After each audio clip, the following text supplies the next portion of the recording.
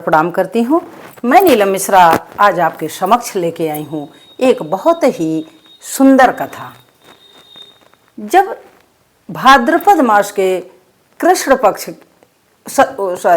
भाद्रपद मास के शुक्ल पक्ष की चतुर्थी को हम चंदा देख लेते हैं तो हमें जो कलंक लगता है उसके निवारण हेतु क्या कथा है, उस कथा को लेके मैं आई हूँ। तो वो कथा सुने और आनंद ले। तो सुनिए। एक बार की बात है। सर्वप्रथम तो मैं ये बता देती हूँ कि चांद ये कलंकी क्यों बना। इसकी छोटी सी कथा पहले सुन ले, फिर निवारण हेतु कथा सुने। चांद के बारे में एक कथा आती है कि एक बार ब्रह्मा जी ने यह व्रत किया, चतुर्थी का इस कारण से व्रत किया कि मुझे सृष्टि की रचना हेतु मुझे कोई मोह न हो, किसी सृष्टि से मोह न हो, इसके उपलक्ष्य में उन्होंने चतुर्थी का व्रत किया भगवान गणेश को प्रसन्न करने के लिए कि भगवान गणेश प्रसन्न हो जाएंगे तो मैं मांग लूँगा वरदान कि मुझे मोह ना हो, मैं निष्पक्ष रूप से अपना सृष्टि की रचना करूं। तो ब्रह्मा जी चतुर्थी का व्रत करते हैं, बहुत नियम संयम पूर्वक करते हैं। तो नियम संयम पूर्वक करने के कारण व्रत भगवान गणेश उन पर प्रसन्न हो जाते हैं। भगवान गणेश जब प्रसन्न हो जाते हैं तो कहते हैं कि हे ब्रह्मा जी, जो वर मांगना हो वो मांग लें। तो ब्रह्मा जी वर मांगते हैं यही कि हे प्रभु, मुझे यह वर दें कि मैं सृष्टि के प्रति कोई मोह न रखूं। गणेश भगवान ज्यों ही, सभी देवता खड़े थे, गणेश भगवान ज्यों ही तथास्तु कहने वाले थे त्यों ही तथास्तु बोल ही पाए कि चंद्रमा ने देख करके उनको उपहास पूर्वक हंस दिया। उपहास के दृष्टि से हंसा गया, हंसी सबको पता चल जाती है। भगवान गणेश को बहुत ही गुस्सा आ गई। उन्होंने श्राप दे दिया, कहा जाओ जिस रूप पर तुम्हें इतना अहंकार है, इतना तुम्हें घमंड है, वो अहंकार तुम्हारा चोड़ कर दूंगा, तुम्हें कोई देखेगा ही नहीं, तुम काला बन जाओगे। अब तो पूरी सृष्टि, पूरी देवता लोग सभी परेशान हो गए कि प्रभु ये आपने क्या कर दिया, इतना बड़ा अपराध मत करें प्रभु, क्योंकि ये सृष्टि कैसे चलेगी, अगर चंद्रमा नहीं रहेंगे तो रात्रि में काला हो जाएगा, अंधियारी हो जाएगी, तो हम लोग जीवित कैसे रहेंगे। तो गणेश जी सबके अनुनय विनय के बाद अपना वापस ले लेते हैं श्राप वापस नहीं लेते हैं, थोड़ा सा उसमें परिमार्जन कर देते हैं।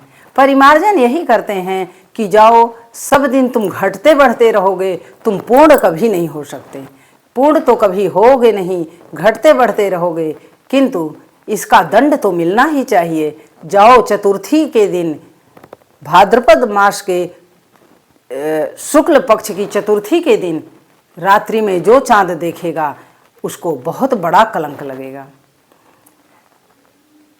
यह सुनकर चंद्रमा तो छुप गए जा करके, अब उनके पास कोई रास्ता ही नहीं था, क्योंकि उन्होंने बहुत बड़ा गलत काम जो किया था, अपमान किया था भगवान गणेश का उनके रूप को लेकर के। अब कोई उसका तो चारा ही नहीं था, वह हमेशा चंद्रमा को झेलना पड़ता है। आज भी कोई मनुष्य नहीं देखना चाहता भगवान चंद्र के चतुर्थी का चांद नहीं देखना चाहता, क्योंकि कलंक लग जाता है। तो यही कथा थी छोटी सी।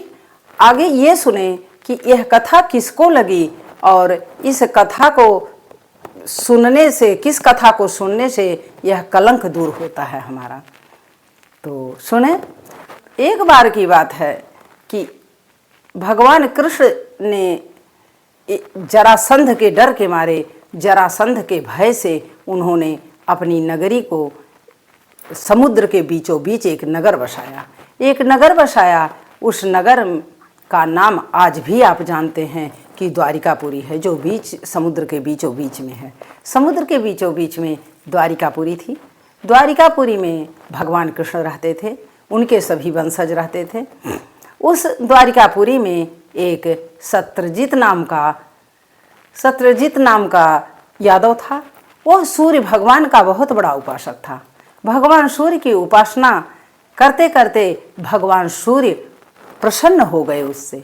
जब भगवान सूर्य प्रसन्न हो जाते हैं तो उसे वरदान देते हैं, उसे एक अपना मणि का हार उसे उठा कर दे देते हैं। उस श्यामंतक मणि का हार दे देते हैं उसे। और उस हार की सबसे बड़ी विशेषता थी कि वह 8 भार सोना प्रतिदिन निकालता था।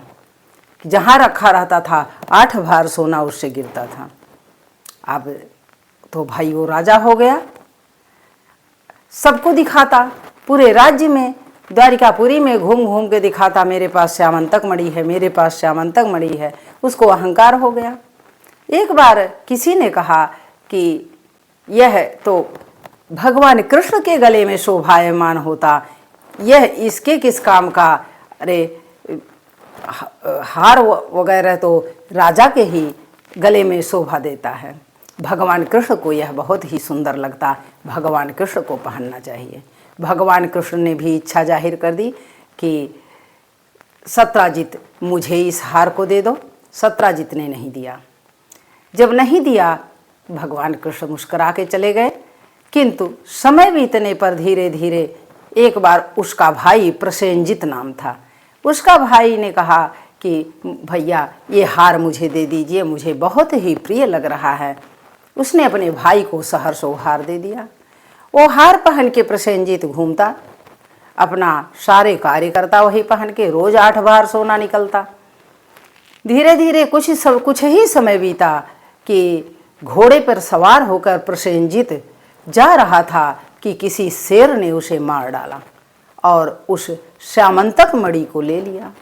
श्यामंतक मणि को जब शेर ने ले लिया तो इस बात को, इस घटना को जामवंत जी ने देख लिया। जामवंत जी वही जो राम के समय में थे, वही जामवंत द्वापर में भी थे, तो वो गुफा में रहते थे। उन्होंने देख लिया कि यह उसको मार करके यह मणि ले लिया। तो जामवंत तो बहुत बलिष्ठ थे, उन्होंने उसको मार के उस शेर को मारा। ले जा कर के लड़ाई करते करते बहुत दिनों तक लड़ाई चली और उसके बाद वह मणि का हार, श्यामंतक मणि का हार जामवंत जी ले लेते हैं। अब जामवंत जी ले लेते हैं। इधर क्या होता है, जब उसका भाई वापस नहीं आता तो सत्राजित सीधे भगवान कृष्ण पर कलंक लगा देता है कि इन्होंने इच्छा जाहिर की थी कि मुझे चाहिए, इन्होंने मेरे भाई को मार डाला। झूठा आरोप लग गया भगवान कृष्ण पर।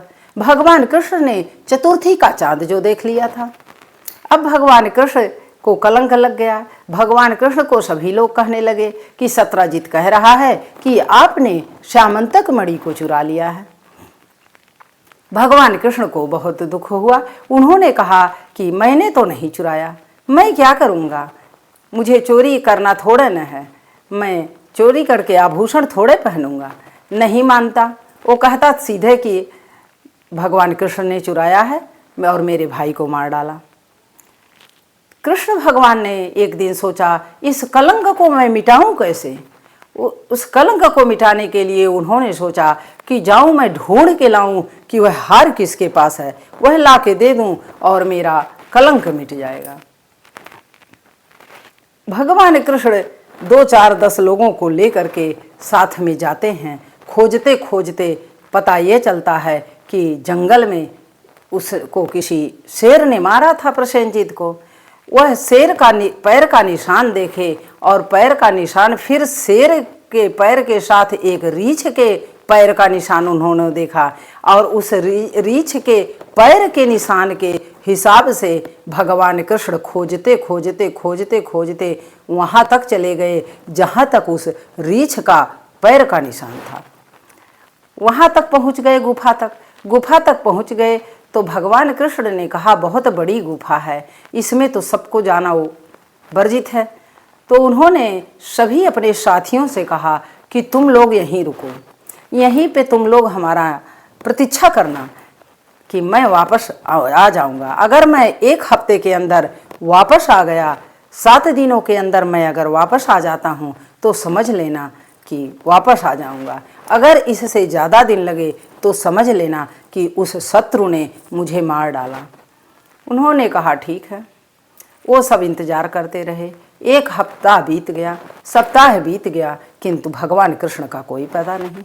अब तो सब बेचारे डर गए, सारे द्वारिकापुरी के वासी जब डर गए वो तो वापस चले आए कि भगवान कृष्ण को किसी ने, जिसे वो लड़ने गए थे, युद्ध करने गए थे, उसने उसको मार डाला। यह सोच के ये वापस आ गए। वापस आने के बाद उधर क्या होता है कि जामवंत से भगवान कृष्ण देखते हैं अंदर गुफा में, तो जामवंत की बेटी जो है वो श्यामंतक मणि से खेल रही है।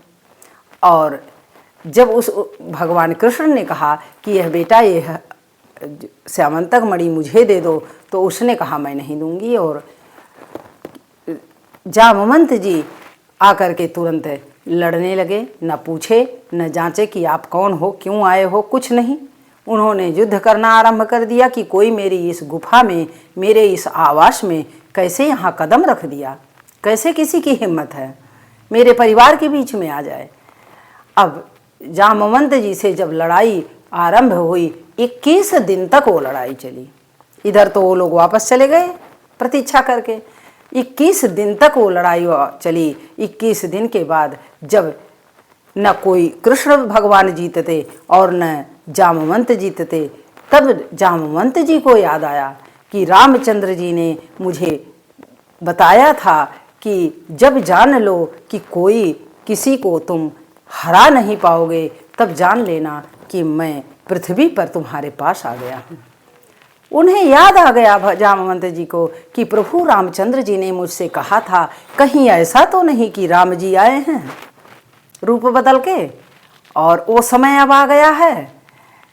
जामवंत जी यह सोचकर पैर पकड़ लेते हैं, कहते हैं हे प्रभु आप राम ही हो। मुझे अब विश्वास हो गया, क्योंकि आज तक किसी के दम नहीं कि मैं कोई मुझे इतना लंबा युद्ध कर सके, सबको मैं परास्त कर देता था, और आज तो न आप जीत रहे हैं न मैं जीत रहा हूँ, कहाँ से कौन सी शक्ति आ गई है। भगवान कृष्ण मुस्करा देते हैं। जब भगवान कृष्ण मुस्करा देते हैं, सारी कथा बता देते हैं कि यही बात है, मुझे कलंक लगा है, झूठा आरोप लगा है, मैं इसी मणि के लिए यहाँ तक खोजते खोजते आया हूँ। जामवंत जी कहते हैं कि हे प्रभु मणि तो मैं दे दूँगा, किंतु आप एक मेरी समस्या का हल कर दें। जामवंत जी के कहने पर भगवान जी पूछते हैं भगवान कृष्ण कि कौन सी समस्या है। उन्होंने कहा मेरी बेटी से आप विवाह कर लें। तो भगवान कृष्ण वहीं पर उनकी बेटी से विवाह कर लेते हैं और उसके बाद मणि ला करके उसको दे देते हैं। उनके सिर का कलंक मिट जाता है।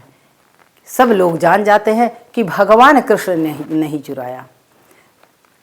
उसी दिन उनका कलंक मिट गया। तो ये कथा अगर हम सुनते हैं, कलंक का चांद देख करके, उस चौथ का चंदा को देख करके अगर हम देखने के उपरांत इस कथा को सुन लेते हैं, तो हमारा वो कलंक मिट जाता है। तो आप भी गलती से अगर चांद को देख लें तो ये कथा बेशक सुने। यह कथा बहुत ही पुण्य फलदायी है। इस कथा से आपके भी कलंक मिट जाएंगे। तो बोलिए जय श्री कृष्णा।